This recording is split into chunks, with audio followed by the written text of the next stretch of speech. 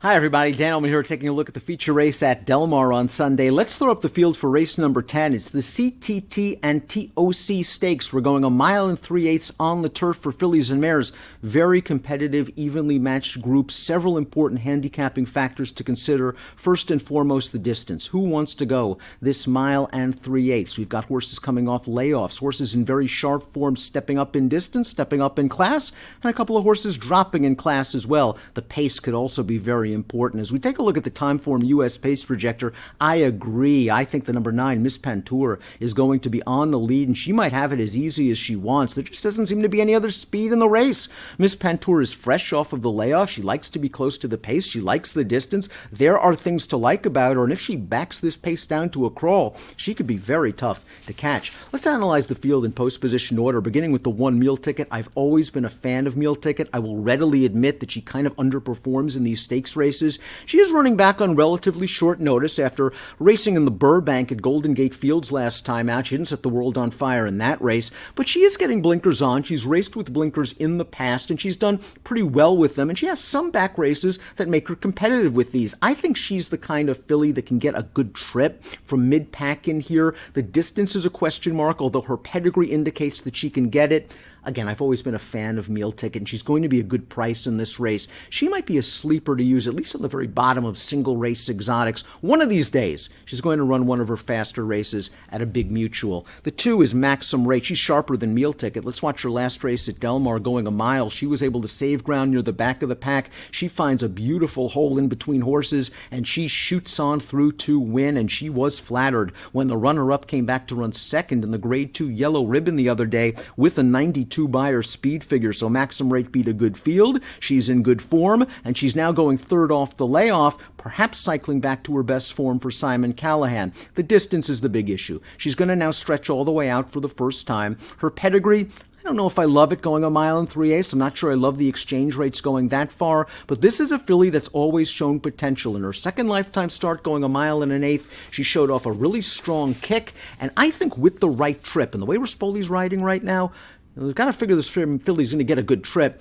I think she can get the 1 mile and 3/8, and I think she's a very interesting contender. Let's watch Don't Blame Judy, the number 3's most recent race in the Osanitas restricted stakes race at Del Mar, going 1 mile, even third. She saved ground for most of the way. This race, though, coming on the heels on a runner-up effort in the Possibly Perfect at Santa Anita, going 1 mile and 1/4. So I'm not too concerned about the distance with Don't Blame Judy. I'm concerned about the fact that she doesn't win very often. She has been second or third 11 times from 23 starts with only 2 victories. She just seems like the quintessential horse to use on the bottom of single race exotic wagers. Quick, the number 4, I think might be a little bit sneaky for trainer John Sadler. Let's watch her last race at Del Mar going 1 mile. She's going to rally from way out of it to win. Now, the buyer speed figure came back only in 82. That is very light compared with some of the others in this race, but there are some things to like about Quick. One, the consistency.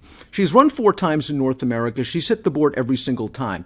2, I think she wants to stretch out, and this is her first opportunity to stretch all the way out since she ran in Europe last year, and she won at 1 mile and 1/4, and then she finished second at 1 mile and 1/4. She might have been waiting for this distance all along. She's coming into this race in good form. I'm hoping she can stay a little bit closer to the pace because there may not be a lot for her to run at. Siberian Iris is the 5. Let's watch Siberian Iris's effort in the San Juan Capistrano against males last time out. Going 14 furlongs, and she's going to get up for second late this day. The 8th place finisher came back to run third in his 62,500 optional claimer on dirt with a 93 buyer speed figure. Siberian Iris won this race last year, but she got a wicked pace to close into, and that's key for Siberian Iris because she just doesn't have any early speed. She's not good from the gate. She's probably going to be last early.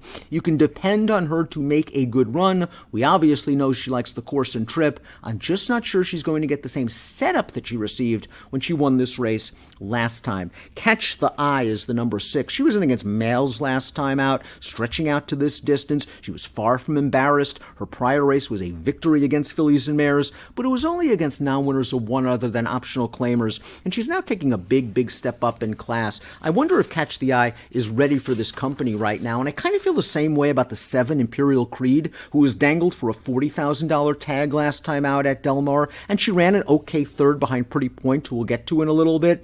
She's a horse stepping up into the stakes ranks for the first time since her 2-year-old campaign, and just her buyer speed figures are a little bit light. She's going to be a good price. She's going to need to work out a trip. Overthinking is the number 8. Overthinking is run all over the country. She's run into some good horses. I realize she has not won a race since 2018. Her last race on dirt, she was in against Dunbar Road, one of the better dirt fillies in the country. 2 starts back at Churchill Downs. Just look at the horses she was in against on the turf. The 3rd place finisher, Vexatious, came back to run second to Monomoy Girl in the Ruffian with a 100 buyer, and then upset Midnight Bizou in the Personal Ensign with a 105 buyer. And the 4th place finisher came back to win a stakes race at Ellis Park with a 99 buyer. Overthinking was simply overmatched in that race. And 3 starts back, she was in against Mean Mary, one of the better longer distance mares in the country. She was 70-1 that day and didn't do any running. She's getting class relief that she needs. The distance is no problem for Overthinking. While she doesn't like to win that often, this might be the first spot in a long time where she can be competitive. Miss Pantour we talked about as the potential speed. Let's go back to her last race. Now, I know this race was all the way back in January. This was a good effort, going 1.5 miles in the Grade 3 Astra. She showed good speed. She then sat just off another horse or two, and she came with a good run to upset the field at 13-1, winning that race by 2 lengths. Now, the layoff is obviously a little bit of a concern for Miss Pantour. I'm just going to trust Brian Coroner to have her ready for this. There are a few spots for these longer distance filly and mare horses, and I'm assuming that he's been prepping for this all along once he got Miss Pantour back and ready to go. She has a distinct pace advantage over this field and could be very tough to catch. Let's watch Pretty Point's last race under Mike Smith at Del Mar, entry-level optional claimer, going 1 3/8 miles, and again, we see her kicking down this field as the favorite. She is a filly that needs pace and trip luck because she doesn't have a lot of early speed, but it's nice to know that she has the victory over course and distance in her hip pocket. It is a very competitive group in the CTT and TOC. We take a look at my picks in here. I'm going to go with Maxim Rate. I just think she's in good form. I think she has it in her to stretch out. I like the way she beat that next out graded placed horse in her most recent start at Del Mar. I'm a big fan of Meal Ticket. I'm going to use her underneath. Miss Pantour's pace advantage, the number 9, that gives her a bit of an edge. And Don't Blame Judy's the kind of horse I think you like to use on the bottom of single race tickets. 2-1-9-3 for me in the feature race at Del Mar on Sunday. Approximate post time for the CTT and TOC Stakes, 6:30 Pacific. Best of luck.